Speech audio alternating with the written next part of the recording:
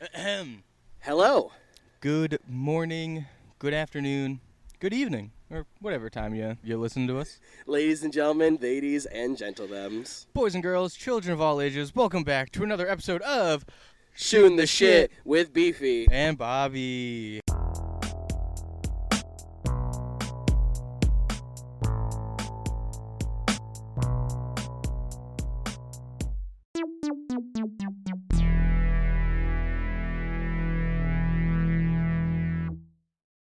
Bobbie, how you doing? Beefy, I'm doing really good. Yeah. Yeah, I recently, as you know, closed a show recently. Yes, you did. An amazing show, Thank nonetheless. Thank you. The Wayward Ship, a Daughters of Dagger story, presented by the Homebrew Theater Company, Woohoo. was a fantastic and very successful show. And we are actually back on the here, deck. right on the deck. Back on the As deck. we've had in an episode prior with George and Heather Doyle, Yep. which was another great episode. And not only did I just close the show, you just closed the show. I also just closed the show. Yeah, I just closed Rock of Ages with the Little Theater of Fall River. So good. It was easily one of the God. best shows I've ever done. It was One of the best shows I've ever seen. Dude. Relax. No, shut up. Relax. It was so good. Literally, me and my mom were sitting front row having the time of our lives, Hey, Ethan. you're there for nothing but a good time. Really, literally. And it was such a good show. I loved all the songs, and it was just, you killed it, dude. Can't go wrong with 80s bangers. You really can't. That's true. And so that's what we've been doing. Yeah. But ladies and gentlemen, boys and girls, we have a guest. We do have a guest. Bobbie, who do we have here today? Beefy with us today, joining us on the Homebrewed stage, Drum the roll, place please. he calls home, the man, the myth, the guy who can play two characters in one show, Nick Wakely. Woohoo! Woo! To Blair horns. Thank you for that intro. You're very welcome. That's You very deserve nice. it. Wow. How are you? I'm great. The banter between you guys is immaculate. So it's very nice. Thanks for inviting me, guys. Yeah, of course. Thanks for Thank you joining being us. here. Yeah, this is very cool, man. And thank you for allowing me to invade your space, because this is like your guys' home base. Invade away, And- man. And also, we can't forget, we also have the lovely Haley Lynn Sullivan, our social media manager, here as well. Oh yeah, I'm gonna be taking pictures during it, so don't mind me. Just pretend I'm not here. So, Nick, Yep. I do have to say, your performance in this last production was outstanding. Oh, geez. Unbelievable. So good, to be completely honest, that I thought you were two completely different people. Yeah. You played those two separate characters so well that I genuinely thought it was two completely different actors. Did you really? Yeah, genuinely. That's some high praise. No, like legit. It was absolutely astounding. And Wow. And Ethan's not the first to say that. Like No, I had God, no. my friend Mars came to see the show, and they thought you were two completely different people. I was very surprised at the number of people that said that, because I thought it was quite obvious that it wasn't. But No, you. hey, I mean, There was a clear line, a Yeah. clear distinction. what an amazing thing, like just costumes or a wig or an accent can even do, you know? Like it, to me, it honestly, like, you have an amazing facial hair structure, and it honestly true. it felt like two completely different beards. Like Dude, really? it felt like you were switching beards back there. 'Cause I was was, like, yeah. there was no way in hell that that's the same guy. Wow. Well, like, shout out to Danny and Cass for doing the quick changes. Oh yeah, Oh, yeah. I heard The good many a homies. stories Go of them back backstage, there. extend my arms up into the air, and they would just rip the clothes off Shirt me. and pants would and come off. Pants would come off, and they're the real ones that made it work. Takes a village Yeah. to change two characters. There were 7 costume changes, I believe. Yeah, Um, back and forth. back and between forth, two but I didn't people. have the worst one. David Livingston had Oh, yeah. probably because he had to change his whole outfit. boots and all. Well, I just had the top half and Yeah. the wig and stuff. well, Lucky that bastard. switch Yeah. was seamless. Yeah. Seamless. It like, made me very happy. It like was so I don't know if clean. it happened the same way like at every show, but the one at least that I saw, No. it was nobody noticed. Yeah. That it was Oh, like good. that that seamless of a switch. When did you see the one where they came out without the hat on? Yeah, there was. I think that was the What that the week did Friday you night? go? I came the first weekend, and it was the Saturday. Saturday of the first week. The hat came off the first weekend. I can't remember which night, but then when you guys came back up, you didn't put the hats on for beautiful continuity. Yeah, and it was so good. I was so that happy. damn hat. That damn hat. I was always worried because there's a final fight scene that David and I do. It was always in danger of just completely falling off, and sometimes it did. And the first time it happened, my brain panicked, and I picked it up and handed it to somebody on stage, I think Victoria, and I was like, that was not the right thing to do at all. It happens. But yeah, for one of the shows, David, he was just ready to go with anything that you could throw at him. So yeah, the continuity. That is stuck. David. David is a very versatile actor. He's very good. He's very, very good. But yeah, like I said, like the two characters and how like completely different they were, and just like the accents and the costumes, and even like your posture and like your demeanor, it blew me away. Genuinely, it blew me away. You charmer. But no, I'm not like trying to blow smoke up your ass or anything. Blow like, away. Let's go. But I love crazy shit like that, especially when because I'm in Puffs right now. Okay. So excited. I'm playing the lead, and unfortunately, I'm not going to be able to play like a whole lot of roles. But the rest of my cast, they're playing like 5-6 roles a piece, and even some of them, it's like an on-stage switch where they're switching a wig. Yeah. And 1 minute they're playing Alan Rickman, and then the next they're playing Gilderoy Lockhart or whatever. So it's like it's this really cool like switch that I love to see in theater, and the fact that you guys did it so well. Blew my mind. Thanks, Blew my freaking mind. Andrew wrote a challenge for sure. Yeah. But that first read through was so funny when everyone discovered the dolphins and that Jim wanted you to play both Calico and Bertrand. We were like, how the fuck are we gonna do this? And we did it. And we did it. Yeah. Dolphins and all. Yeah. Dolphins and all, baby. That was a great bit. It was phenomenal. It was a great bit. It was a great bit. But your character Bertrand has been in the series from the very beginning, correct? Yes. Yeah. So how is it like? And we'll get to like talking about like your personal life as well. But I'm so curious about like your process with like building the character from the ground up, and then also having a completely different new character, and how you worked with that.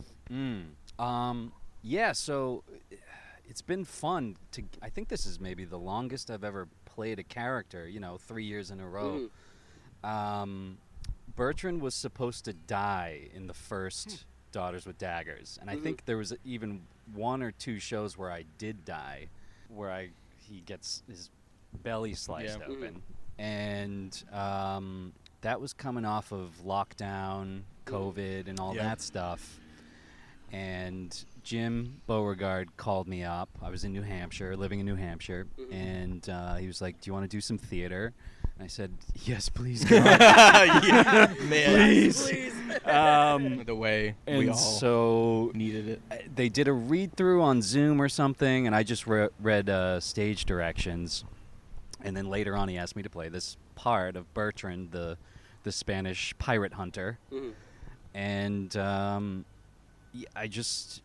What was the process for that? I mean, he's basically like a vice cop on the high seas, right? Which I think is such a cool concept. That's what he is. That's what I've had in my head, and I'm glad that you like just confirmed that. Yeah. Because it really felt like Miami Vice, but like with boats. That's and what it knives and swords. Like that's really what it felt like. Yeah. Which was really cool. But every show, Daughters with Daggers 1, 2, and 3, he's very different in each one. Very much. Yeah. So the first one, he's a bit of a shit, and kind of just like the classic bad. He's in cahoots with the sister's older brother. Yeah, and he's playing kind of the thug patsy kind of henchman role, but which I'll say I never when when Bertrand, came onto the scene in that first show, I didn't feel like you were a henchman. I felt like you were a big bad. Yeah. And I don't know. There was just some. I wanted to make more distinction that you were. Yeah, I guess so. Because the way we talked about it sometimes was like Bertrand is Bertrand. Like he's a pirate hunter. Yeah. And then like you'd come out and Steven would be like, "Are you tired?" And I'd be like, "Yeah, that's true." He's talking down to Bertrand. How do you do that? Yeah, I mean, how do you build a character like that? It's really, for this, it's the kind of show that Andrew wrote and that Jim directed. It's more like you take the basic archetype of what he is, like we were just saying, the cop, and just kind of go with it through that. So to be honest with you, it's not like I was doing a lot of like, what's the backstory and like all that stuff. And I think that's like, that's part of the fun of it too, is like, actually like when you're playing it and figuring it out, like that's why I love Jim's directing, is that all he wants to do is just like let you guys like figure it out. Yeah. Which I think is like super duper cool. So, you're so right, like finding the basic like layout of the character and then letting that run. One of the like greatest lessons I ever got, I was still at Dean College. And do you know Craig Handel? Yeah. And we were doing a production of The Three Musketeers, and he played this character named Captain Treville, who's sort of head of the Musketeers, and I was one of the Musketeers. And when I was younger, I was obsessed with like, oh, you got to create a backstory and like, what does the character have in his pockets, and what is the character? What position do they sleep in? Are they a back sleeper? Are they a side sleeper? Or blah blah blah, all kinds of crazy stuff. And one rehearsal, I asked Craig, because I was like, well, surely Craig has this kind of, he'll know like everything about his character. Director, your guy. Yeah, I said, Craig, what's Captain Treville's first name? And he looks at me. And he looks out, looks back at me, and he goes, Captain. And I thought, oh, yeah, you really, as much as you do have to do the work and prepare, and sometimes it is necessary to do backstory stuff. For swashbuckling fun shows, it's all about the action and how you move the chess pieces in real time on the stage with your scene partners to get it going. So I just said, all right, I'm playing a shit, and I'm just going to be a shit on stage. Absolutely. And then in the second year, Bertrand he sort of morphs from sort of the villain to kind of an anti-hero sort of a thing. And basically, we're sort of looking at his descent into madness, sort of. And then this past show that we did, I really came to like Bertrand in this show, because he's a bit prickly, and and there's a lot to not like about him, but he's determined, and determination gets a lot of laser props from me. Laser focused, is determined to root out evil. He's an ends justify the means kind of guy, but I liked that. I was like, you know what? Damn it, he wins at the end. He does. So, and after 2 years of just getting my butt whipped basically on stage, it was nice to go, it all works out in the end for old Bert. Old Bert. So, yeah. That's awesome. And it, like I said, it was just such a phenomenal job. But on the other end of it, for the new character that they introduced, Calico Jack, who definitely has no relation to Jack Sparrow whatsoever. When I was first read the part and they were saying, okay, Calico Jack is Bertrand's twin brother. I read that and I was like, we're going to have to deal with the Jack Sparrow problem, because we've avoided Johnny Depp for the first 2 shows, and I was like, no, Calico, he is that character. And then they put a wig on me that was straight out of Pirates of the Caribbean. And I was like, But, I mean, that's sort of what Calico Jack is. He's this kind of rock star pirate thing. Very much so.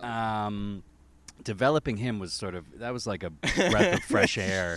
You had the most fun I've ever seen. It was very fun. It was sort of like I got carte blanche to kind of do whatever the hell I wanted. Whether Jim and Andrew liked that or not, I don't know, but they didn't say anything. And so I put on a silly Cockney accent, walked differently, and was basically like a cult leader. And I thought of him as like Charles Manson on the high seas. Oh my God! Thank you for saying that, because that is exactly what I was thinking. Yeah, and well, it's interesting because the first week we performed and the second week, to me, were very different. And felt like different timelines. Yeah, the first week I felt much more like the typical big bad sort of mastermind villain, and I think I was a bit shouty in the first week. And then the second week came, and I thought, no, he's not that. He's the performance that I had in my mind. I don't know if you've ever seen True Grit, directed by the Coen brothers with Jeff Bridges and Josh Brolin. And in that one, it's one of my favorite films. Josh Brolin kills this man, and the man's daughter goes on sort of this quest to find and track down Josh Brolin. So you don't really see him throughout most of the movie. Right. And he gets built up throughout the movie as this like, oh, he's this murderer, and he killed my dad, and blah, blah, blah. And then we finally meet Josh Brolin, and he's kind of this idiot. He's this like dull, dim-witted fella who has, committed acts of evil, and but he's a fool, and he's this villain that you kind of underestimate. And I thought that's what Calico Jack should be. He should sort of creep up slowly, both on the other characters, but on the play itself. He starts off as this like weird little side character that you're not quite, who is this idiot? And are we supposed to laugh at him? I guess so. And then by the end, he's lost his mind and becomes sort of the antagonist of the piece, along with Mary Read and Anne Bonny.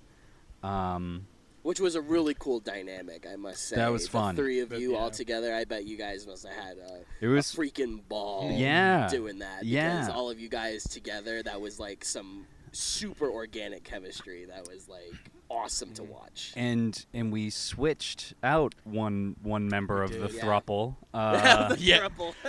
Yeah, I mean, he's not wrong. Yeah. The three of them were real people, and pretty much, Lena and Tess were a lot of fun to play with, and then Delaney came on board, and then that was also fun. But all of them the three of them were always game to like, oh, should we try this? Should we do this? What's this? What if we did this for the next scene? What if we did that? And I was like, oh, it was great, because sometimes you can do a show and you feel like you're just by yourself on stage. Yeah. And I was like, oh, I'm so game for what they want to do and try different things. And we sort of slotted into that position in the play of like, you're the trickster villain. You're the Joker. You're the Riddler, whatever you want to say. And you can kind of just do whatever you want and have it work, because, if I was playing with Bertrand, you can't really do that. Because he's never in on the joke. He's very self-serious. He's up himself. So it was nice to kind of cut loose. That's awesome. Yeah. It was insane to watch you play Calico Jack this summer. You guys are so... Can I just, keep you with me? You just pump me up? Yeah, Nick. I'll give you my number. I'll shoot you a text whenever, man. You're doing so well today. The way you took that turn in your car. Oh. You kept that right turn super close to the curb, man. Oh, have you been working out, Nick? Your shoulders look huge today. Yeah, looking massive, bro. What can we say? You're just so good at what you do. Well... Thank you. That's very, very kind. you're giving me high praise. Well, I mean, up until, like actually having a conversation with you and like meeting with you, you were just a name that was thrown around Robbie's mouth a lot because he talks so highly of you. You throwing my name around your mouth? You're in my mouth a lot. What can I say? And whether we decide to keep that in or cut it will be I vote keep. A later decision. But he talked very highly of you. So as soon as he said that we were going to get you on the podcast, I was like, yes, I get to finally put a name to the face and actually get to know the guy too. So Robbie, do you take check for Yeah. No. Yeah, Venmo, PayPal. Yeah. Well, and I'm excited to finally meet the illustrious Beefy. Illustrious. Yeah, because your name one. gets bandied about by you, by a lot of people. Sure. So, Well, it's a pleasure. Hey, oh wow, nice to finally making friends. Yeah, nice Wonderful. to finally get in touch. But, so you, as you had mentioned, you are also a graduate from Dean College. I am. And are you originally from New Hampshire? No, I'm from Walpole, Massachusetts. Oh, okay. Cool. Like 20 minutes from Dean. Yeah. Yeah. And you graduated Dean in. Oh. Sorry, not to. Oh, I don't want to age you, but I wasn't gonna do it to him. That's fine. 2012. Ah, dude. You're fine. Yeah. I was part of the first BA class. Oh, gotcha. Yeah. That is really cool. And so while I was there, when I originally went there, it was a 2-year school. It was still just that. It wasn't the junior college, but it was 2-year. Mm-hmm. And I went, and I was sort of like not really wanting to be in college. I wanted to join the Army. Okay. And God knows why. And so I went to Dean, and I was like, all right, I'm going to this theater school, but I'm not going to act. And Right. Yeah. And so I just did tech. Just helped Jim build the sets. You and started on the dark side. I started on the dark side. How did they get you? Yeah. And Jim, I mean, he and Craig and Myron, who's the dean while I was there, they really, just by being who they were, probably kept me on the path of being an actor, because I remember first going into Jim's class. Sorry if I'm rambling. No, dude, ramble. that's what this is about, man. We're just shooting the shit. Yeah, I was in Jim's, I think it was his tech class, and I was like, who's this guy? This guy is a theater guy? Because he's like a normal guy. Although I'm not gonna lie, when I first met Jim, I did have the same reaction in a similar vein, where I met him and I was like, this guy? And like I could see him as a tech guy, like he gives off all the right vibes, and then I learned that he has a very dense and long performance history. He is and every like, inch the actor. Yeah, and I was like, guy. whoa. Yeah. And so then, yeah. And he said, if you want to make a living being an actor, you can do it. And to hear it from a guy like that, who was like, just before he was talking about baseball and the Red Sox, and and then transitions into talking about Moliere. And he was and he was in the Army. He was in the services. And he was in the Army. Yeah. And so he covers every. He performed aspect. while he was in the services. Yeah. So insane. He started to bring me to the performer side again. I'd done it before in high school and before, but Dean used to do these things called one-acts, where it was like student-written and directed one-act plays. And there was a student who, I don't know if he was fired or he quit a show or something, but they needed a body. They needed a warm body. And so Jim threw me in there. He said, this guy, he can act. And then I started doing that, and that was my first, I think that was the end of my freshman year. And then from then on out, it was actor all the way. Oh, yeah. Now I'm here on a golf course. Yeah. Playing with swords. Playing with swords. Pirates. Yeah, I never looked back after that. Yeah. That's awesome. That's awesome.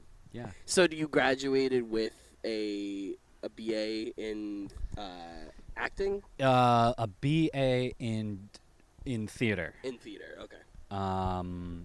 And so, yeah, that was 2012. And then I what was I doing? I was kind of just hanging out a bit. I was working for Ernie Bach Jr. Nice. Hey, man. Is sort of like an intern in the marketing department. And I was like, oh, God, this is terrible. This is not where I want to be. It's the post-grad sort of thing that Yep. I'm sure you guys are dealing with. Oh, man. If I can offer any assistance, I'll be happy to. Any connections to Ernie Bach Jr.? Your boy needs a job. Yeah. And just feeling like, oh, what am I doing? And I ended up being an apprentice at Commonwealth Shakespeare Company in Boston. That's so cool. You know a lot of people who are doing that still to this day. Actually. Yeah. And I think my friend Chris O'Reilly and I were sort of the first Dean people to do that. Cool. That set up that kind of snowball rolling. Oh, that's awesome. Cool. And we did a production of Coriolanus, and I got to work with, I mean, really just watch a lot of New England area actors that I had grown up watching as like a kid. My mom would take me to like theater, and guys like Fred Sullivan, and Remo Araldi, I think that's how you say his name, were like these actors that I would see, and I was like, wow, they're really, really good. And then to be on stage with them and just watch them do their thing, that sort of relit the match. Yeah. As something like that would, like, it's like meeting your heroes and like working with them and being in it with them is like a completely different feeling. And getting to do Shakespeare, which I love. Love Shakespeare. Yeah. So then from there, I auditioned for Erda's for grad school. I forget, maybe that was the following year. I don't know. And I got accepted to this school in England called East 15 Acting School. Whoa. And so, yeah, I did my audition, met with the then head of the school, Leon Rubin, and he outlined what the program was. And we did like a module at Shakespeare's Globe Theater. We got to fly to Russia, to Moscow. Oh, wow. That's right. You've been to Russia. I have. I have. And yeah, that was a beautiful, strange, but wonderful, intense experience. Yeah. And just got trained more as an actor. That's so cool, though.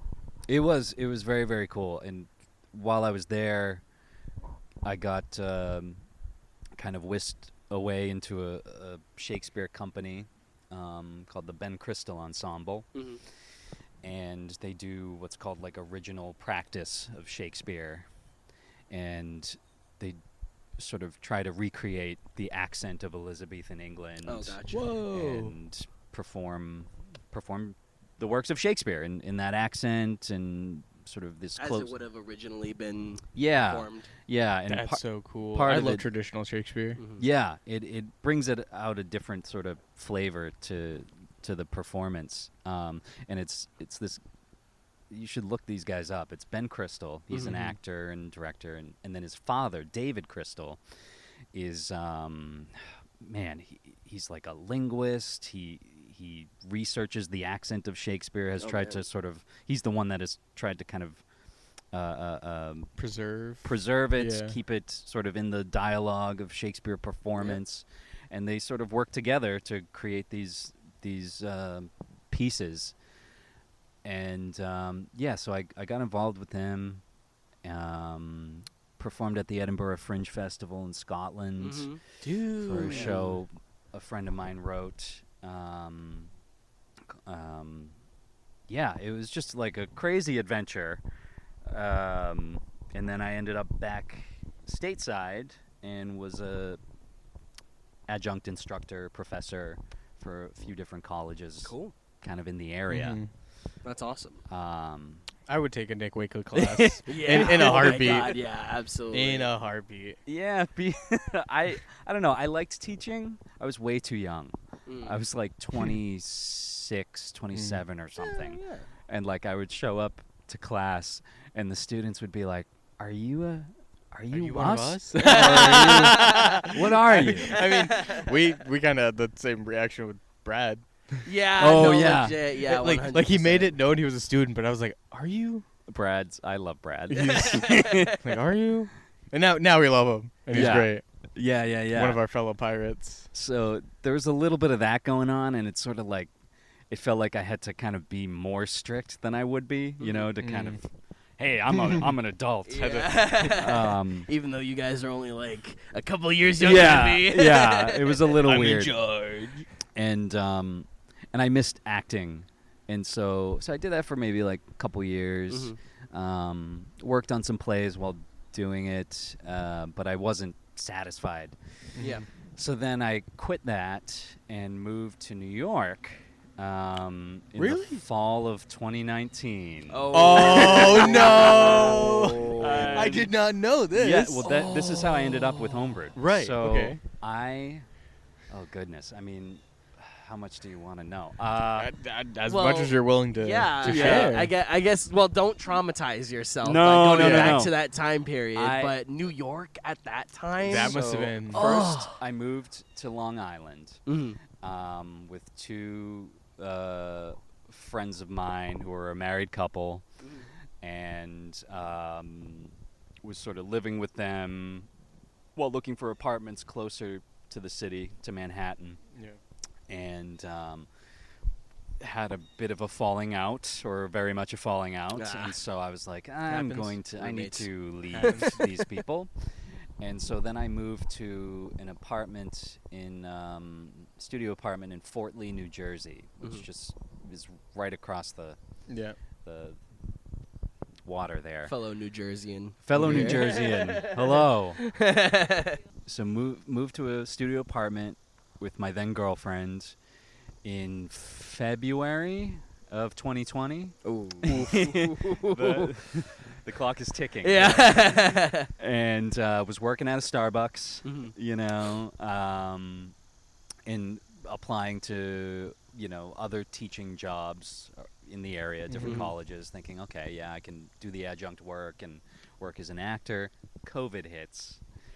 Yeah, what a time. The first guy to die in New Jersey, I think, lived down the street from me. Wow. Oh my God. And it was, I mean, not to relive this, but it was sort of like, it was apocalyptic. No, yeah. No, it really was. Yeah, and I'll never forget when I was working at Starbucks, and we had to close the shop, right? Because it was going to be the 2 weeks. We're going to close for 2 weeks and then open back up. The 2 weeks. Yes. 2 weeks and it'll be over. And spring break is extended. Yeah. Oh, you're actually not coming back You're not at coming all. back. Yeah. Stay home. And this guy, this customer, he's chewing a blueberry muffin, and he's like in the store. In the store, Okay. at the register, just in his hands, blueberry muffin is just pouring down the front of his shirt onto the floor. Oh my God. And he's asking us, "Why are you closing for 2 weeks?" And we're like, "Well, I don't know if you've heard, but there's like a huge pandemic going on. There's like a virus. We don't going really around. know what's happening, so we're just gonna close down for a bit and then open back up." And he goes, "Well, this sucks for me." And meanwhile, Excuse me? as he's talking, bits of the blueberry muffin are spitting through the air at us, and I just, that is sort of like my lasting impression of New Jersey. I'm sorry. And so ended up, while in lockdown, breaking up with that girlfriend. I decide, okay, I'm gonna go to New Hampshire. Get away. Get really away. get away from it Really all. get away. Transferred from the New Jersey Starbucks to the New Hampshire Starbucks, and spent, you know, that next year just sort of by myself, going crazy, and kind of thinking about really why did I become an actor? Yeah. Oh, that doesn't go away. No. I'm pandemic still or no. wondering. Yeah. And that's when I got the call from Jim to work for Homebrewed Theater Company. And then, God, I'm really, not to bring the mood down, but then my father was diagnosed with lung cancer. And so I moved back to Massachusetts, moved back in with the parents to help take care of him, help my mom. And so that's really the reason I ended up here. Hey, and everything happens for a reason. It does. The universe brought you back. It does. And, so I've been thinking a lot lately about how, like, real life impacts this life of the actor. It's not like it got in the way. It actually has deepened my work, I feel like, has made me feel like a better actor. Yeah. So, like, just trying to give you guys some hope if in the future something weird happens. It's all gravy. It all goes right back into helping you grow as a person and as a performer. Okay. So, There's hope. Yeah. Ethan, listen, there's hope. Dude. The 20s are rough, guys. Yeah. They're rough. Man, They're we're rough just getting started. at any time. But trust me when I say there's light at the end of the tunnel. If God bless. I mean, Thank God. Yeah, you guys will be fine. Yeah. So that was Thank my you. long-winded sort of how I got here. I mean, hey, it's not about the length of the journey. It's what it means to you and and where like, it takes you. Man, I'm like so thankful to be an actor now. I don't think I appreciated it when I was younger, and in fact, kind of openly derided the fact that I was an actor. Because I think partly I was like, you try to emulate your heroes, right? And one of them was like Marlon Brando or Mickey Rourke or these like old school tough guy actors. Yeah. And Brando would always talk about, oh, well, if they paid me as much to sweep the floor as they paid me to act, I'd rather just sweep the floor. and I think I kind of like internalized that of like, oh yeah, acting's not a real profession. And then, as bad as it was and as traumatic as it was, the pandemic, suddenly being told that not only you're not allowed to act, but the whole apparatus that is created to let you act doesn't exist. Yeah. That was It rough. made me suddenly go like, yes, I am an actor. Yeah. I am an actor. And like when we thought we were going to lose it forever is when we really truly take pride in it. Yes. Yeah, and like man, it's such a cool tribe to be a part of, and a real privilege.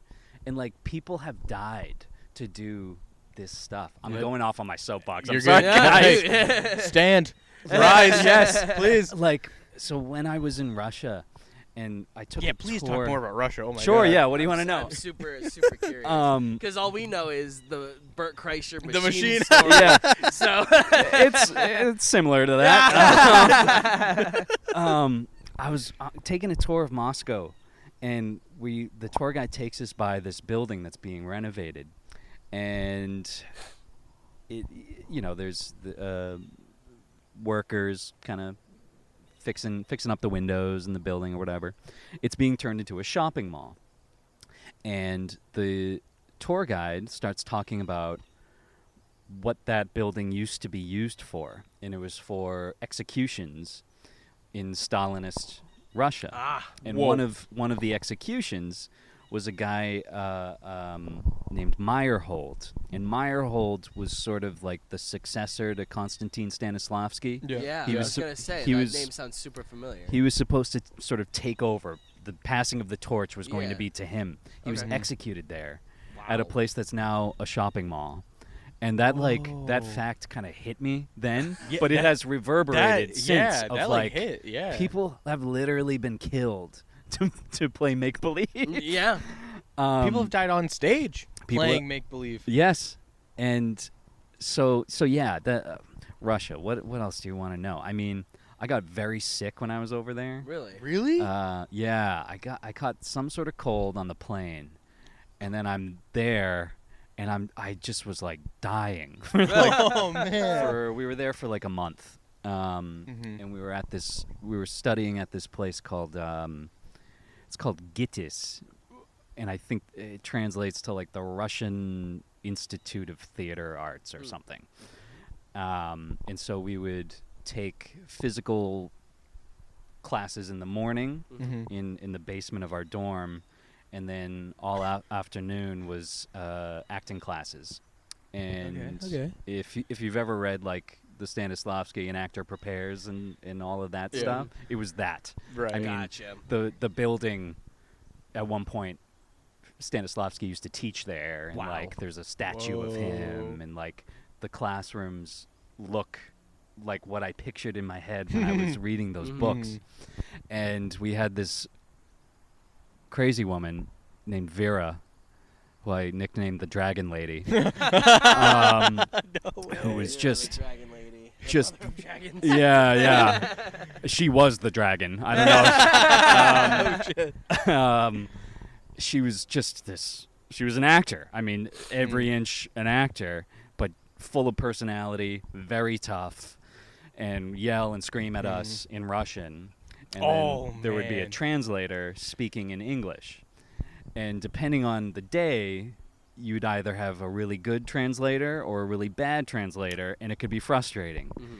And so Vera would yell and scream if the translator was not up to par. Oh, man.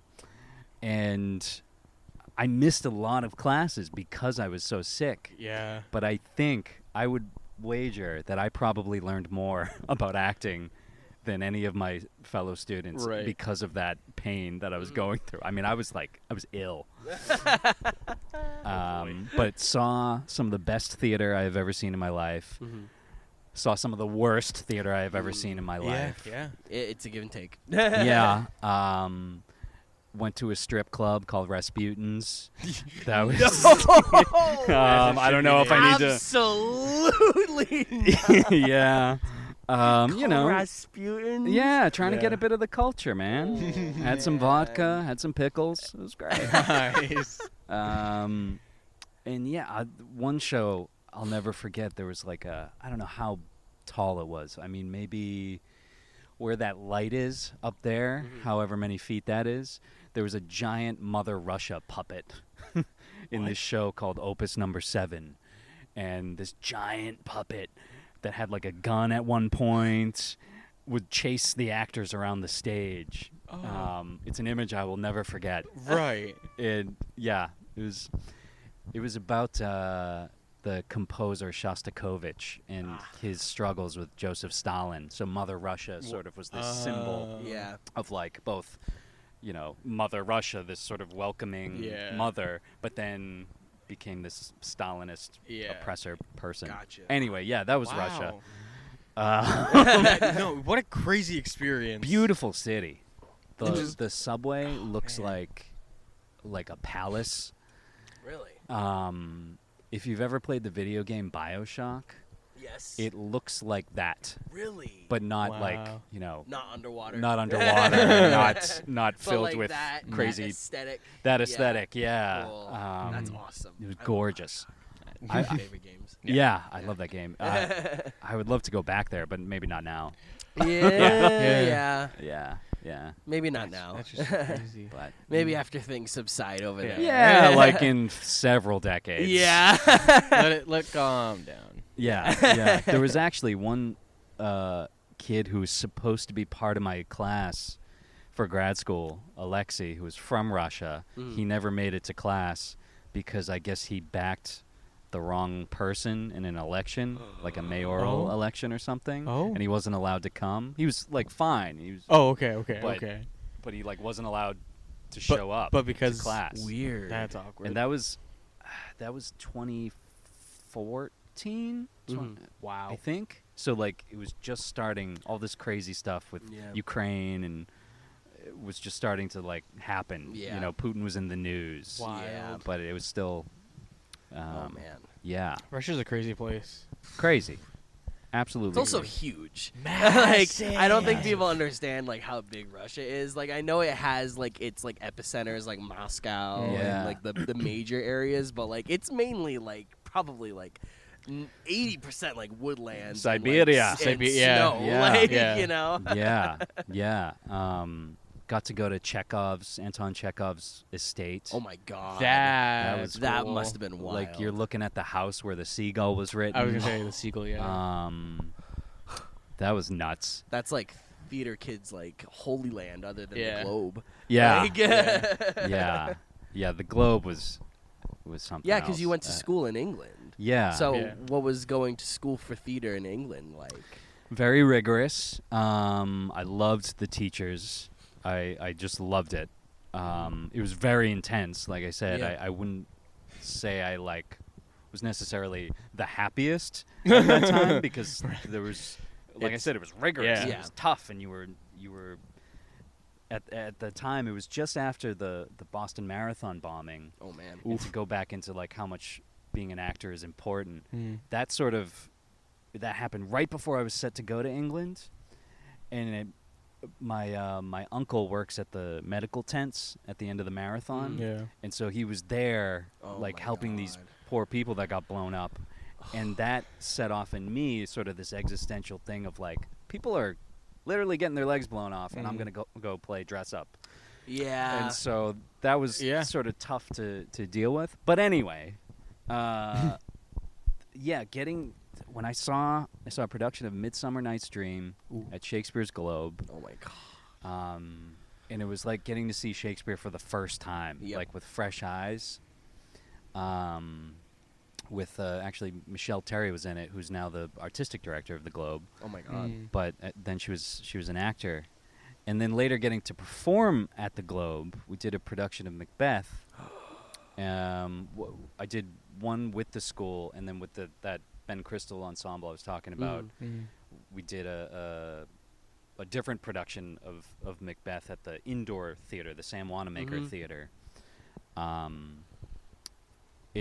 I've never been on a stage that felt sort of like it had a personality, like it was alive. Whoa. You felt like you were in the palm of like a giant's hand.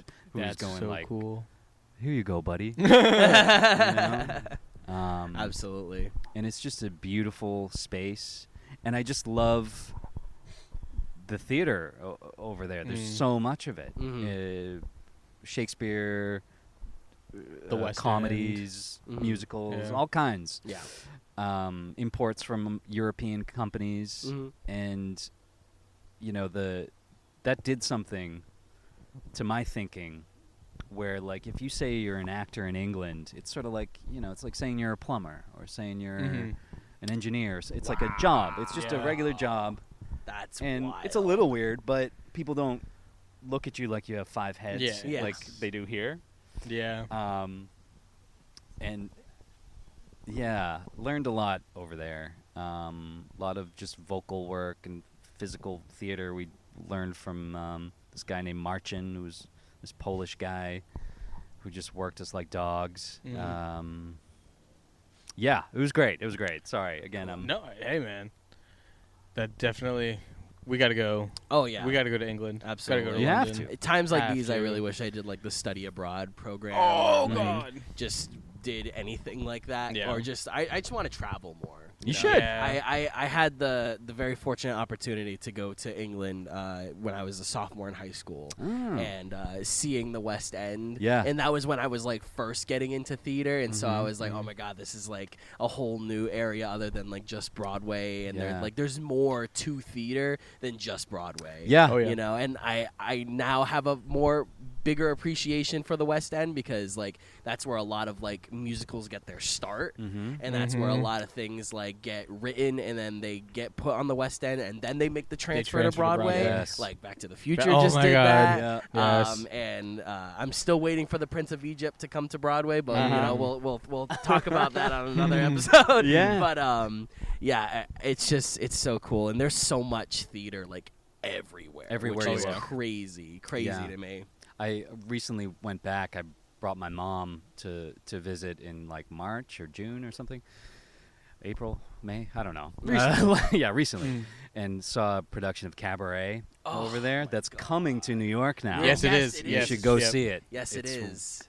As soon as you step into the theater, they give you a free shot of vodka. Yeah. Count me in. Yeah, go see it. It's quite good. Here, you're gonna need that. It's quite good. This will help. Yeah. Yeah. I also love Cabaret. It's my favorite musical. Oh, is it? Yeah. So are you primarily like a musical theater? That's what my degree is in. I have the bachelor's in theater with a concentration in musical theater. So nice. Technically, by trade, that is what I am trained in. But I'm in Puffs right now. I've done a couple of plays. Where and when is that? Because I've never seen that show, and I want to. It is at the Little Theater of Fall River, and it's going up October 12th to the 22nd. All right. And if you missed that one, there's another production of Puffs at the Mass Arts Center. Oh, I God. can't remember the dates. Okay. But it's January, I think. Yeah. Yeah. All right, I'll go see it. But I've had a huge appreciation for plays. The first play I did was The Importance of Being Earnest. At Dean? Yeah, at Dean. I saw that. You did? Yes, that's right. That's right. Such a fun little play. That was insane. I love Ted Clement. Ted Clement. Yeah, awesome. Ted's a nice guy. But even though my degree is in musical theater, I think I might choose plays a bit more now.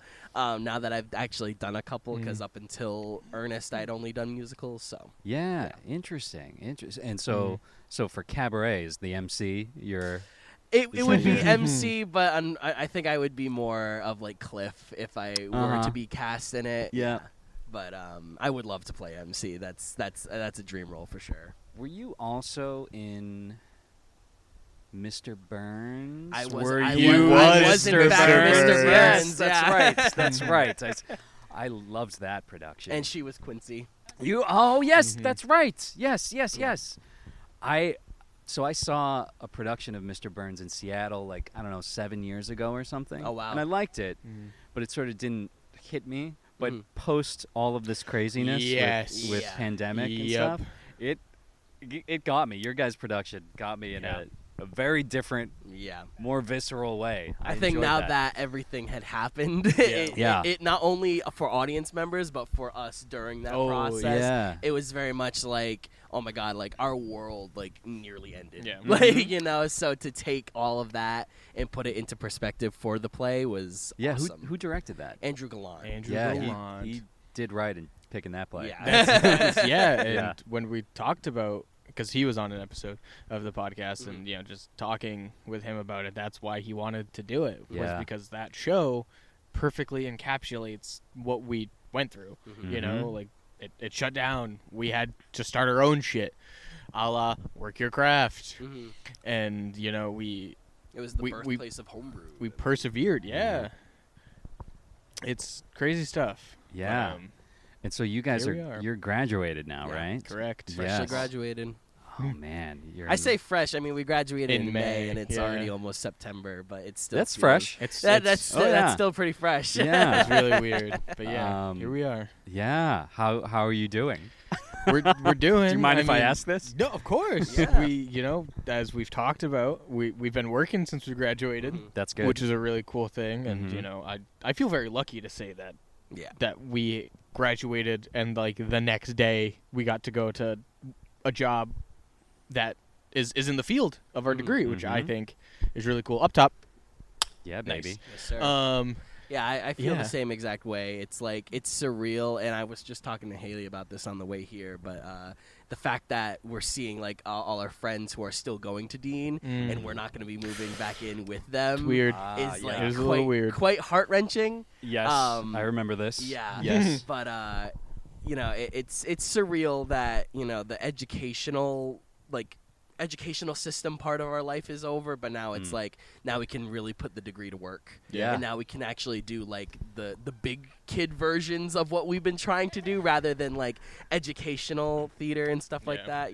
It's an interesting transition from sort of the high school, I'm a theater kid, to the I am a professional. Yes. It's an interesting pipeline. Yep. And you kind of have to consciously do it and think about it, because it's easy to fall back into that theater kid thing where it just becomes like a club, like a social club. Exactly. Yeah. Huh. Can I offer some advice? Please. More, oh yes, God, please. We usually ask. Don't go to a lot of parties at Dean now. No, you won't find me there. Good. You really, I'm not going to step foot on that campus unless I'm going to get paid or to see a show. Good. Yeah. Good. Yes. Or to record an episode of a podcast. Or We've done that twice already. Yeah. Unless it's for like a professional reason. Honestly, that was a great piece of advice. Good. So. Good. Yeah. You know, some of the best. Yeah, exactly. We had our time. We had our fun. Let's Yeah. let them have their time. Yeah. You know? No, I don't want to be one of those weird. I don't like weird guys or weird people who can't get out of their quote unquote glory days. Yeah. Because we've seen it. Yep. Probably saw it a lot in high school. High school was bad. It's High worse school was there. bad. And then like you get to college and you're like, oh man, there can't be anyone doing that here. Sure as shit. Yes, there is. Yeah. Oh, yeah. And it's just weird. It's like, grow up, move forward, Yeah. persevere. Yeah. So then what's next? Where do you... I'm asking like these awful No, you're good. questions. He's a busy guy. I know. You got I've sort of asked you like bits and pieces here, but like you're here for right now. Yeah, so staying New York, Chicago God, with seemingly all of Dean College. there's a large group going to Chicago. It was Andrew. Andrew really Right. changed people's perspective about like where to go. So a lot of people are Yeah. thinking of going to Chicago. Yeah, which I think he is definitely, and it's Yeah. great because he opens up the avenue for it. Yes. And so like maybe on down the line, I would like to hit him up and go out there and because he has a company out there that he still works with and does he? runs. Yeah. Yeah. But yeah, I mean eventually, I think New York. Yeah. That's the dream as Yeah. of right now. She's down in Jersey, so I'm doing my best to make as much money as I can to make my way down there. But to be closer to the epicenter of theater is the goal essentially. Because there's only so much you southeastern Massachusetts can do for you for theater. So Yeah.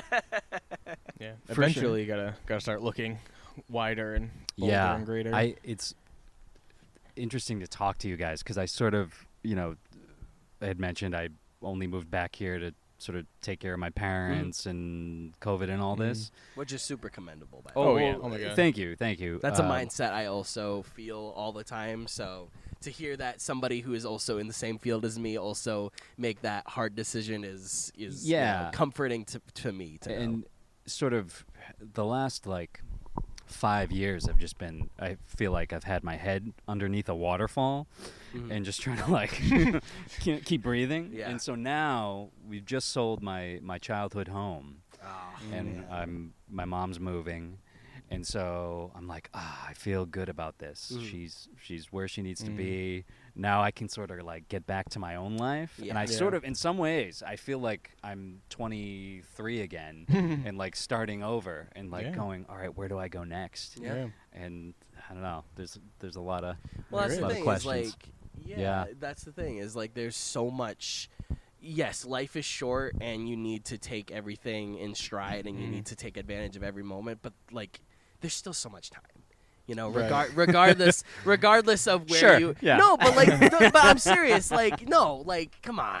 I mean, there is no. It's never too late. Because I know very people true. who have made the executive decision to start auditioning for theater, even though they never studied theater. They were in trade jobs. They went to a trade school and did that, and then they all of a sudden woke up and was like, "Hey, I'm gonna start auditioning," and I'm like. Yes, good on you. Absolutely, because Yeah. it's never too late to get that start. Yeah, I mean, despite That's what I mean. all the schooling, you don't need to go to school for this. yeah, right. Yeah. I wish I This. had known that Sorry. 4 years ago. Yeah. Dude, oh my God, trust me. I mean, yeah. I'm sure it's nice it to has have helped. the piece of paper Yeah. and to have it in your resume. It's nice. Yeah. Yes, but Yeah. You don't necessarily need Yeah. the training, but it does help. It does help. It Talking, 100% helps. coming from the guy who has trained and all over the schooled world. this field of theater all over the world. Yeah, it's pretty funny. Well, yeah. So, can I tell you guys another story? Of Please, course. yeah. So I did all this schooling, blah blah blah. Came back to the States, and I'm in this production of 12 Angry Jurors, Oh, and I was playing juror number 4 or something. Not a huge part. One but of the 12. One of the 12. Yeah. there's 12 of them. He was There's one of 12. them. I was an angry one. But day 1 of rehearsal, this guy starts like kind of bullying people, the other actors. It was the actor playing juror number 3. And if you know the show, juror number 3 is sort of the antagonist, juror number 8 is the protagonist, and they sort of butt heads. And he's like, "Hey, get out of my way! I can't say the line. You're in the way. You got to move." And he's like trying to direct people and all of this stuff. And I was like, "Who the hell is this guy?" But he was electric to watch. But I was like, oh, thank God I won't have to deal with him a lot as an actor. I'm just juror number 4. Well, wouldn't you know, the actor playing juror number 8 gets let go. Oh. The director comes up to me and says, "Would you like to be juror number 8 now?" I said, "Sure, yeah, but that means I now have to deal directly with the beast." Load, interact with him a lot, yeah. So I'm like, oh, God, if we're at each other like this on day 1, I got to find some common ground with this guy. And so he comes into rehearsal one day, and he's wearing a T-shirt. This is a big guy. He's a big, big dude. Big T-shirt with a picture of Marlon Brando on the front. And I was like, of course, I'm an actor. He's an actor. Let's talk shop. I say, I love your shirt. Love Marlon Brando. Love all that stuff. And thank God it was like a switch flipped. And he starts monologuing at me about his life and about method acting and acting in general. And he casually lets slip that he never trained as an actor. He was a professional wrestler. Oh, hey, I've said it before and I'll say it again. Professional wrestlers, buff theater kids. Yes, yeah, absolutely, 100%. And now, mind you, you also look like a professional wrestler. I'm just so you. Does he? Do you think he also looks like LA Knight? Yes. Okay, thank you. Absolutely. Thank you. You wouldn't believe how big a fan of pro wrestling I am. We'll have to talk about that. Yeah. Probably most of my life choices, including getting into stage combat, was because I just wanted to be a pro wrestler. Yep. I just wanted to be Stone Cold Steve Austin. That's what I'm saying, man. And I'm just not big enough, okay, to be. Man. But also, that never stopped nobody. Never stopped nobody. Yeah. But anyway, I start talking to this guy because I know pro wrestling. I was like, I know how to talk to this guy. So we start talking shop, and I started hanging out with him, and he made me realize how much life experience and just your life outside of acting informs who you are as an actor more than any training you could get. He was a fascinating dude. I had to sort of cut ties with him eventually, but yeah, sorry. That's so interesting. Yeah. That pipeline going from that direction is so interesting. Yeah, and so I encourage you guys to meet crazy people out in the real world. Yeah. But I mean, I think this field is one of the best to do it. Yeah. To meet crazy people. Oh yeah. I've met plenty of crazy people so far. Yeah. And I can't wait to see how many crazy people I do meet.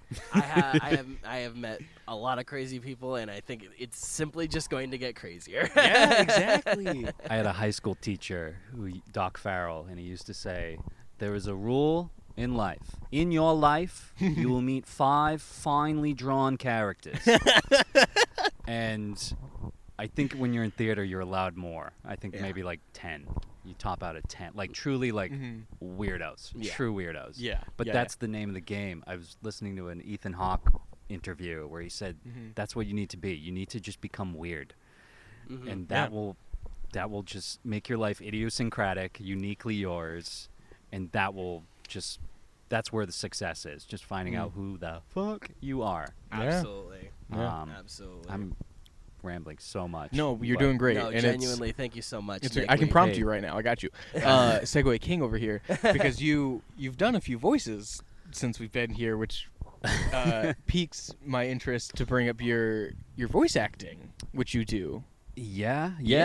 That was something I got into during the pandemic, and it's still sort of early days with that. I hooked up with this company called Universal Voice Talent. They helped me create a demo reel for like commercials and e-learning stuff. And that's great. That is a wonderful. That's so cool. That's an outlet I've wanted to explore for a while. It gives you more sort of. You feel more in control of your life as an actor because you're sort of, it's like, I'm offering this service. I'm a business. Right, yeah. Here. Do you need a voice? This is my voice. Here you go. Rather than walking into an audition room or being on a Zoom call and going, please God, hire me. Yeah. Literally. My life is relying on this role right now. Yes.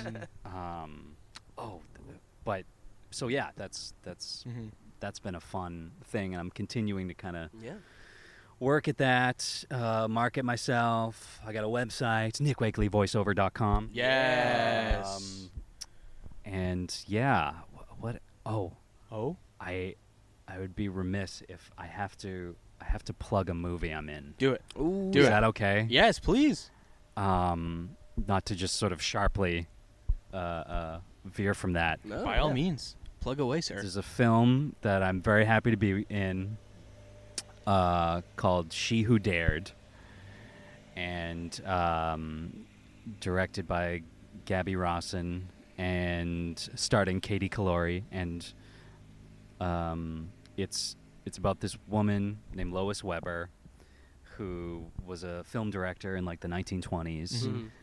Prolific film director, directed like 200 pictures, and then was like swiftly forgotten about. And so Gabby and Katie are trying to sort of create this project that celebrates her life by showing kind of a time in her career where she was on the rocks with her husband, who was also actor, director. And it's set to come out in October. And it's going to be this like multimedia experience where a live orchestra is going to be playing as the film is playing, sort of like how they used to do silent movies. Yes. I love those. They do those nowadays with like Jaws and like The Nightmare Before Christmas. Yeah. And it's just such a cool project. And I was like, I have to bring it up. Yes. So absolutely. Before I forget. Oh my God. Yeah. Absolutely. Send awesome. us the deets. As soon as we'll post it. We'll post it on the Instagram, on the Facebook, Twitter. You guys are nice. So that was a cool project, bro. That's very cool. Well, Nick, honestly, thank you so much for coming here and being with us and taking time out of, I'm sure, your very busy schedule to come and shoot the shit with Bobbie and I. Hey, thanks for having me, guys. Thanks for inviting me. Of course. To be on your show. Absolutely. This is very cool. I had fun. We're very glad to hear that. Thank you. Awesome. Yeah. We will definitely keep everybody in the know with everything that's going on with you, and as soon as we get any more details, we will post it 100% for sure. You're the best. But thank you so much. Give it up for Nick Wakely. Oh, the man, the myth. Thank you. Bobbie, any last words? No. No? I got nothing today. Sweet. All right, well, thank you all so much. Nick, thank you. Thanks, and guys. this has been an episode of Shootin' the Shit with Beefy and Bobbie.